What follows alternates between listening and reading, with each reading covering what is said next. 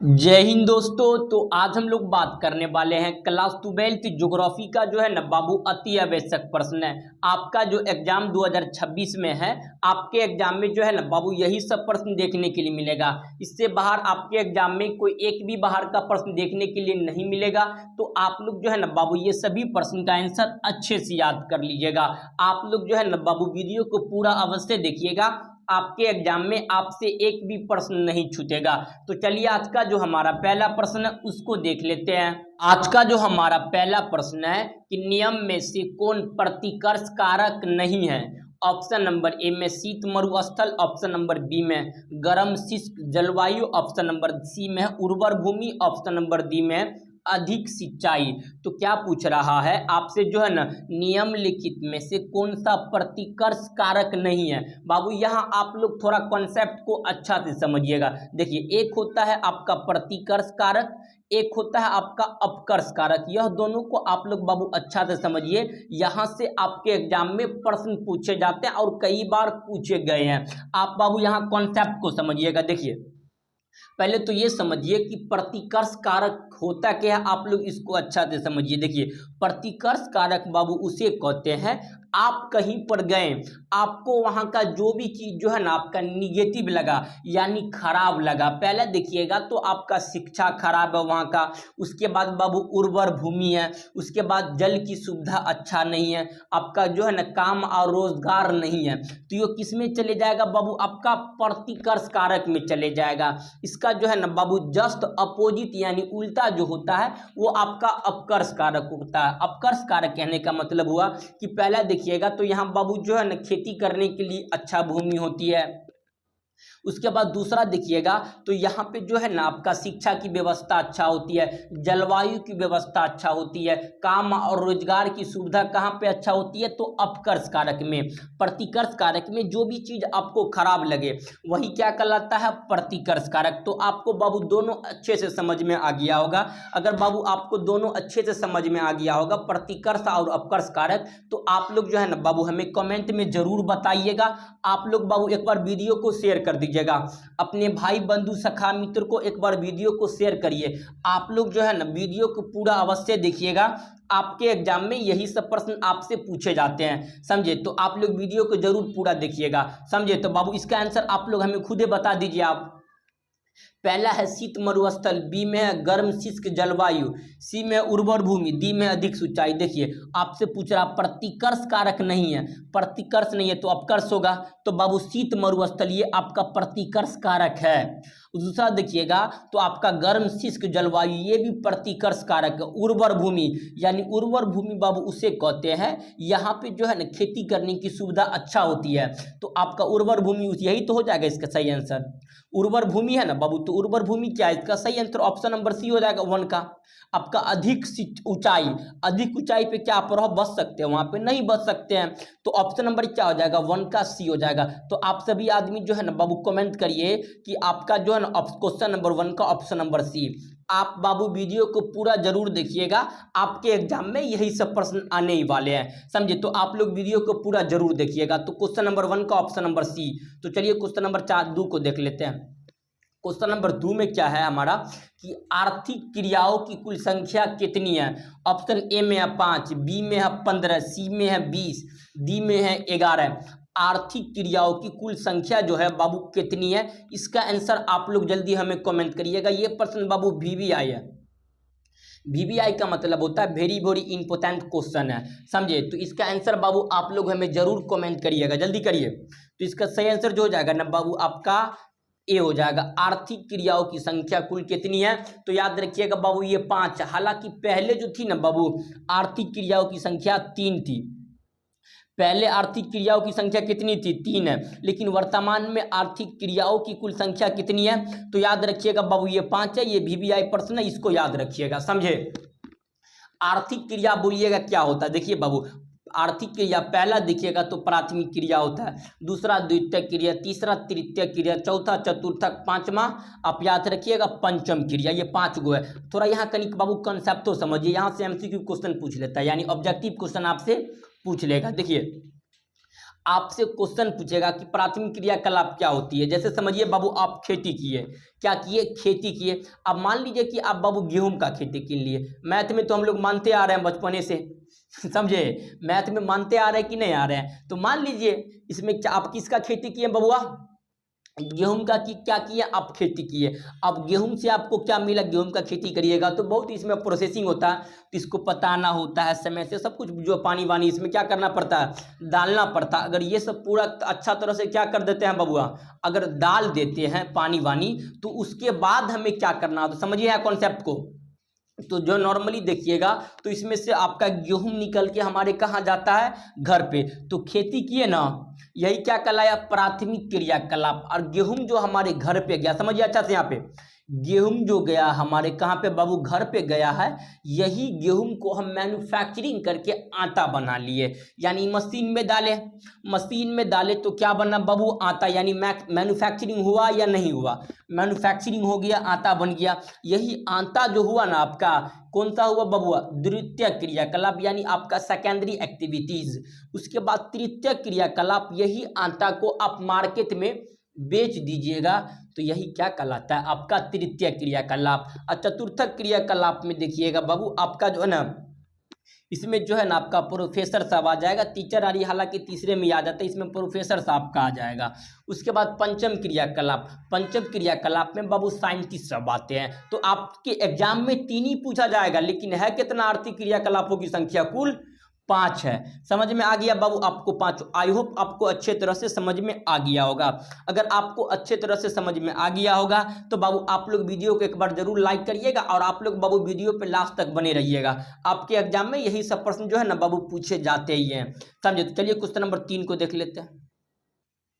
Question number 3 में क्या कहीं बाबू को पर्सन जो है ना स्कैन किया हुआ है, तो आप लोग थोड़ा एडजस्ट करिएगा। क्वेश्चन नंबर 3 में क्या है कि नियम में से कौन सा स्थानांतरण कृषि का स्थानीय नाम नहीं है। ऑप्शन ए में है रोका, बी में है शिल्पा, डी में है लादांग, सी में है झूम। देखिए आपका, देखिएगा स्थानांतरण कृषि को आदिकालीन निर्वाह कृषि भी कहते हैं। क्या कहते हैं, स्थानांतरण कृषि को क्या कहते हैं, तो आदिकालीन निर्वाह कृषि कहते हैं। ये प्रश्न आपके एग्जाम में कई बार पूछा गया है, समझे। तो आपका देखिएगा तो बाबू इसको आदिकालीन निर्वाह कृषि को रोका भी कहते हैं, लादांग भी कहते हैं, झूम कहते हैं, लेकिन शिल्पा तो बाबू नहीं कहते हैं। क्या नहीं कहते हैं, शिल्पा। तो क्वेश्चन नंबर 3 का ऑप्शन नंबर क्या हो जाएगा बाबू, डी हो जाएगा, सॉरी बी हो जाएगा। क्या हो जाएगा, बी हो जाएगा। आदिकालीन निर्वाह कृषि को हम लोग जो है ना आपका शिल्पा के नाम से कहीं जाना ही नहीं जाता है, समझे। तो ऑप्शन नंबर बी। तो चलिए क्वेश्चन नंबर 3 को देख ले, 4 को देख लेते हैं। क्वेश्चन नंबर 4 में है कि नियम में से कौन सा नारियल उत्पादन जो है ना बाबू के लिए प्रसिद्ध नहीं है। समझिए, यहाँ नारियल उत्पादन के लिए कौन सा देश प्रसिद्ध नहीं है। ऑप्शन ए में है भारत, बी में है आपका श्रीलंका, सी में है फिलीपींस, डी में है सूडान। जल्दी इसका आंसर कमेंट करिए। नारियल उत्पादन के लिए जो है ना बाबू आपका प्रसिद्ध नहीं है, इसका जल्दी आप लोग 4 का आंसर कमेंट करिए जल्दी।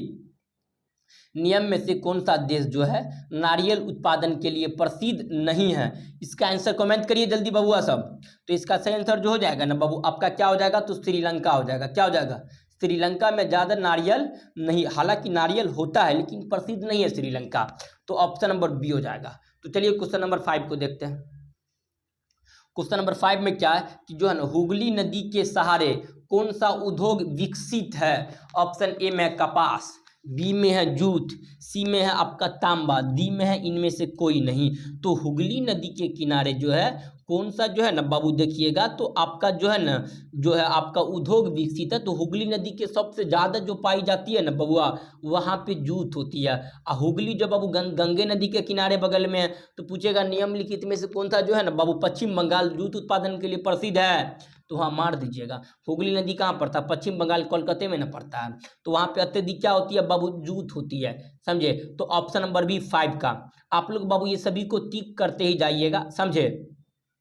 तो चलिए क्वेश्चन नंबर 6 को देखते हैं। क्वेश्चन नंबर 6 में क्या, योकोहामा औद्योगिक प्रदेश किस देश में व्यवस्थित है। ऑप्शन ए में रूस, बी में है जापान, सी में है भारत, डी में है स्पेन। तो याद रखिएगा बाबू योकोहामा जो है औद्योगिक प्रदेश कौन सा जो है ना आपका देश में विकसित है, तो ये जो है आपका जापान में। कहाँ पे है बाबूआ, ये जापान में। योकोहामा औद्योगिक प्रदेश भारत के कौन से राज्य में विकसित है? तो जापान। ऑप्शन नंबर क्या हो जाएगा बाबू? क्वेश्चन नंबर 6 का बी। तो चलिए क्वेश्चन नंबर 7 को देखते हैं। मक्का के पेटी है ऑप्शन ए में संयुक्त राज्य अमेरिका में, बी में जापान, सी में लादांग, इस ऑप्शन नंबर डी में इनमें से कोई नहीं। देखिए बाबू, मक्का के पेटी जो कहा जाता है ये संयुक्त राज्य अमेरिका को कहा जाता है। किसे कहा जाता है? संयुक्त राज्य अमेरिका, यानी ऑप्शन नंबर क्या हो जाएगा? ए हो जाएगा। मक्का के पेटी के नाम से किसे जाने जाता है? तो याद रखिएगा बाबू, संयुक्त राज्य अमेरिका को जाना जाता है। किसे जाना जाता है? संयुक्त राज्य अमेरिका को। ये प्रश्न भी आई है, समझे। ये प्रश्न बाबू आपके एग्जाम में कई बार क्वेश्चन पूछ लिया गया, तो आप लोग इसको अच्छे से याद रखिएगा, समझे। तो क्वेश्चन नंबर 7 का ऑप्शन नंबर क्या हो जाएगा बबुआ? आपका ए हो जाएगा। तो चलिए क्वेश्चन नंबर जो है आपका 8 को देखते हैं। क्वेश्चन नंबर 8 में है कि नियम में से कौन सा उच्च प्रौद्योगिकी उद्योग नहीं है? उच्च का मतलब हाई लेवल का जो है ना बाबू, प्रौद्योगिकी यानी टेक्नोलॉजी उद्योग नहीं है। ऑप्शन ए में है इलेक्ट्रॉनिक उपकरण, बी में है लेजर उपकरण, सी में जैव विविधता, ऑप्शन नंबर डी में घरेलू उपकरण। तो ये घरेलू ना हो जाएगा, ये तो आप खुद से भी कर सकते थे बबुआ। क्या पूछ रहा है कि उच्च जो है ना आपका प्रौद्योगिकी उद्योग नहीं है, यानी उच्च टेक्नोलॉजी वाला उद्योग नहीं है। तो ये क्या हो जाएगा आपका? घरेलू उत्पाद। घरेलू में क्या? पंखा बनाना हो गया, आचार बनाना हो गया, दलिया बुनना हो गया। ये सब करना कहाँ पे करते हैं? हम लोग घर पे ही करते हैं। तो इसमें क्या हमें टेक्नोलॉजी की आवश्यकता होगी? ये सब तो खुद से ही कर सकते हैं, समझे। तो ऑप्शन नंबर डी हो जाएगा क्वेश्चन नंबर 8 का, समझे बबुआ। तो चलिए 9 को देखते हैं। क्वेश्चन नंबर 9 में क्या? नियम में से कौन पर्यटन जो है ना बाबू संबंधित नहीं है? ऑप्शन ए में पारी पर्यटन, बी में है चिकित्सा पर्यटन, सी में है परिवहन पर्यटन, डी में इनमें से कोई नहीं। देखिए इसमें से क्या पूछ रहा है कि पर्यटन से संबंधित नहीं है। तो इसका सही आंसर हो जाएगा ना बाबू चिकित्सा। आप कहीं पे जाते हैं इलाज कराने के लिए, घूमने के लिए, चिकित्सा पर्यटन। चिकित्सा का मतलब होता है बाबू डॉक्टर सब जो होती है, जहाँ पे कहीं पे जाते हैं आप दवाई लेने के लिए, तबीयत खराब होती है दवाई लेने की जाइएगा, कि वहाँ जाइएगा टूरिज्म बन के घूमने के लिए। नहीं बबुआ सब घूमने नहीं ना जाओगे रे, क्या करने जाओगे वहाँ पे? तुम लोग जो जाओगे कि जो है कहने का मतलब इलाज करवाने के लिए। जैसे मान लीजिए किसी का कोई जो है ना आपका, किसी का किडनी में प्रॉब्लम है, वो जाएगा किडनी का इलाज करवाने के लिए, कि वो जाएगा ससुर देखने के लिए कि किधर क्या है नहीं है, समझिए रे बबुआ। समझ में तो आ रहा है ना तुम लोग को? दिक्कत नहीं ना इसमें से? आप लोग कमेंट करिएगा बबुआ, सब कमेंट नहीं करते, तुम लोग कमेंट करते रहो। तो ऑप्शन नंबर क्या हो जाएगा आपका? बी हो जाएगा 9 का। तो चलिए क्वेश्चन नंबर जो है ना आपका 10 को देख लेते हैं। क्वेश्चन नंबर 10 में है कि लाल कॉलर संबंधित है। ऑप्शन नंबर ए में पंचम क्रियाकलाप से, ऑप्शन नंबर बी में प्राथमिक क्रियाकलाप से, ऑप्शन नंबर सी में द्वितीय क्रियाकलाप से, ऑप्शन नंबर डी में तृतीय क्रियाकलाप से। तो इसका आंसर बाबू आप लोग कमेंट करिएगा कि लाल कॉलर जो है वो किससे संबंधित है। तो इसका सही आंसर जो हो जाएगा ऑप्शन नंबर क्या हो जाएगा आपका? ए हो जाएगा। ये प्रश्न आपके एग्जाम में कई बार पूछा गया, तो ये प्रश्न को आप VVI मान लीजिएगा, समझे। तो लाल कॉलर किससे संबंधित है? तो याद रखिएगा ये जो है बाबू आपका प्राथमिक क्रियाकलाप से संबंधित है। हालांकि प्राथमिक क्रियाकलाप क्या होता है हम आपको दीप में पहले बता दिए हैं, समझे। अगर आप लोग बाबू वीडियो को अगर समझ में एक बार में नहीं आया तो आप लोग वीडियो को 2 बार देख लीजिए, कहीं पोस्टपोन करके भी वीडियो को आप लोग देख लीजिएगा, समझे। तो इसमें से किसी को कोई आपत्ति अगर नहीं होनी चाहिए कि बाबू लाल कलर कौन सा संबंधित है, तो प्राथमिक क्रिया है। तो क्वेश्चन नंबर 10 का बी। तो चलिए क्वेश्चन नंबर जो है ना आपका 11 को देखते हैं। क्वेश्चन नंबर 11 में क्या है कि नियम में से कौन सा परिवहन मार्ग है? ऑप्शन ए में है पनामा नहर, बी में कील नहर, सी में है सवेज नहर, ऑप्शन नंबर डी में ऑल ऑफ दीज, इनमें से सभी। तो इसका सही आंसर बाबू आप लोग कमेंट करिए कि नियम में से कौन सा जो है ना आपका देखिएगा जो है ना परिवहन मार्ग है। तो ऑप्शन नंबर डी हो जाएगा इनमें से सभी, ऑल ऑफ दीज। क्या हो जाएगा बाबू? All of these. नियम में से कौन सा परिवहन मार्ग है? तो इनमें से सभी, समझे। तो क्वेश्चन नंबर क्या हो जाएगा? 11 का ऑप्शन नंबर डी हो जाएगा, समझे। तो चलिए क्वेश्चन नंबर जो है आपका 12 को देखते हैं। क्वेश्चन नंबर 12 में क्या है कि ट्रांस साइबेरियन संबंधित है। ऑप्शन नंबर ए में है जल मार्ग से, बी में रेल मार्ग, सी में वायु मार्ग, डी में इनमें से कोई नहीं। आपका जो इसका सही आंसर जो हो जाएगा ना बाबू ऑप्शन नंबर ए हो जाएगा। ट्रांस साइबेरियन संबंध है, तो याद रखिएगा ये जो है आपका जल मार्ग रेल मार्ग से संबंधित है। किससे संबंधित है? रेल मार्ग, समझे। ट्रांस साइबेरियन में क्या चलती है? तो बाबू रेल लाइन चलती है। तो ऑप्शन नंबर क्या हो जाएगा? 12 का बी। तो चलिए क्वेश्चन नंबर 13 को देखते हैं। दोबर पतन का उदाहरण 75 बार ये क्वेश्चन बता दिए। इसका आंसर कमेंट करिए, जल्दी कमेंट करिए। तो इसका सही आंसर ऑप्शन नंबर क्या हो जाएगा आपका, ए हो जाएगा। दोबर पतन जो है याद रखिएगा, दोबर पतन एक पैकेज पतन है। ऑप्शन नंबर क्या हो जाएगा, 13 का ए हो जाएगा। दोबर पतन क्या है, तो एक पैकेज पतन है। तो चलिए 14 को देखते हैं। क्वेश्चन नंबर 14 में क्या है कि वृत्ताकार बस्ती का प्रतिरूप पाया जाता है। ऑप्शन ए में झील के सहारे, बी में नदी के सहारे, सी में तट के सहारे, ऑप्शन नंबर डी में इनमें से कोई नहीं। वृत्ताकार बस्ती जो होती है ये बाबू आपका झील के सहारे होती है। किसके सहारे होती है, झीलों के चारों ओर बस्ती को क्या बोलते हैं, वृत्ताकार बस्ती। तो ऑप्शन नंबर क्या हो जाएगा आपका, 14 का ए हो जाएगा। तो चलिए क्वेश्चन नंबर 15 को देखते हैं। धरावली मलिन बस्ती कहाँ पर है। ऑप्शन ए में दिल्ली, बी में बॉम्बे, सी में लंदन, डी में चेन्नई। धरावली मलिन बस्ती कहाँ पे है, तो याद रखिएगा ये आपका बॉम्बे में है। धरावली जो है ना बाबू ये सूती वस्त्र के लिए प्रसिद्ध है। किसके लिए प्रसिद्ध है, सूती वस्त्र के प्रसिद्ध है। ये हालांकि ये बॉम्बे में होता है। कहाँ पे, धरावली कहाँ पे है, तो याद रखिएगा बॉम्बे में। किस लिए प्रसिद्ध है, तो सूती वस्त्र के लिए, यानी कॉटन वस्त्र के लिए प्रसिद्ध है। Option number B. तो चलिए क्वेश्चन नंबर 16 को देख लेते हैं। नियम में से कौन जुड़वा नगर है। ऑप्शन ए में पटना हाजीपुर, बी में दिल्ली लखनऊ, सी में हैदराबाद सिकंदराबाद, डी में इनमें से कोई नहीं। देखिए यहाँ क्वेश्चन समझिए, क्या पूछ रहा है कि आपका जुड़वा नगर है, तो यहाँ तो आपका हैदराबाद और सिकंदराबाद दिया हुआ, तो टिक तो करवे करिएगा। अगर ये ऑप्शन में नहीं रहेगा तो क्वेश्चन घुमा के पूछ लेता है। पाकिस्तान और आपका देखिएगा इस्लामाबाद रहता है। कहाँ रहता है, यानी राजधानी ये पूछेगा। क्या पूछेगा रे बबुआ, राजधानी। बिहार और पटना दे देगा, यहाँ बिहार हाजीपुर दे दिया है। बिहार अगर पटना देगा ना तो तब टिक करना था, समझे। तो हैदराबाद की राजधानी कहाँ है, सिकंदराबाद न है। तो ऑप्शन नंबर क्या हो जाएगा आपका, सी हो जाएगा। क्या हो जाएगा बबुआ, सी हो जाएगा। तो क्वेश्चन नंबर 16 का सी। तो चलिए क्वेश्चन नंबर 17 को देखते हैं। 17 में नियम में से कौन सा औद्योगिक नगर है। ऑप्शन ए में बोध गया, बी में वाराणसी, सी में है जमशेदपुर, डी में इनमें से सभी। देखिए आपका औद्योगिक नगर पूछ रहा है, तो आपका देखिएगा तो थोड़ा थोड़ा तो सब जगह होता है, लेकिन जो आपका ऑल ऑफ दीज मारिए, इसमें से ऑप्शन क्या मारिए, ऑल ऑफ दीज, सब जगह। थोड़ा बोध गया में भी होता है, वाराणसी और जमशेदपुर में भी थोड़ा थोड़ा होती है। तो ऑप्शन नंबर क्या हो जाएगा, डी हो जाएगा। नियम में से कौन औद्योगिक नगर है, तो बोध गया। क्या हो जाएगा रे बबुआ, आप सॉरी ऑल ऑफ दीज हो जाएगा, इनमें से सभी।